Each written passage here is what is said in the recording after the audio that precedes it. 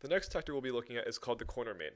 The corner mate is just what it sounds like. The king is trapped in the corner, usually by a major piece that cuts off its access to the rest of the squares. And since it's trapped in the corner, the perfect piece to attack it is probably the knight. So we swoop in with the knight, and after the knight attacks the king has nowhere to go. It's checkmate. In our first example here, we can see that black's king is already on the corner for us. However, we can't stop him from going to king to g7. So if we play something like knight to f7 here, sure, we do get a check, but after king to g7, black is still up in exchange, and white is not really winning here. However, white can also try something different here.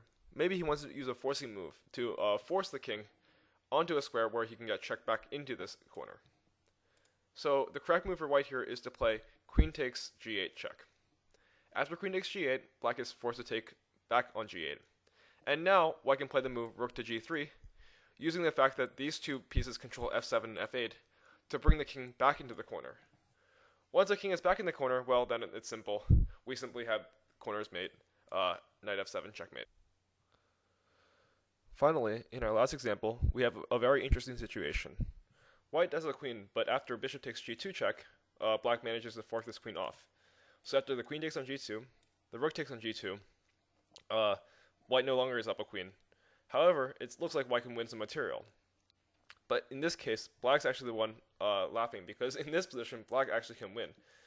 Turns out that white's king is actually completely stuck on this corner here. This rook confines the king to the corner, and the king can't ever go anywhere. Since this knight blocks this pawn, this bishop can't really come out. This rook can't get into action, so really all white has is these two knights. Those two knights can do nothing to help white's king's safety, so no matter what here, next move after knight takes f2, white will lose the game. So for example, if knight takes a8, black can play knight takes f2, checkmate. There's nothing white can do to stop that checkmate at all.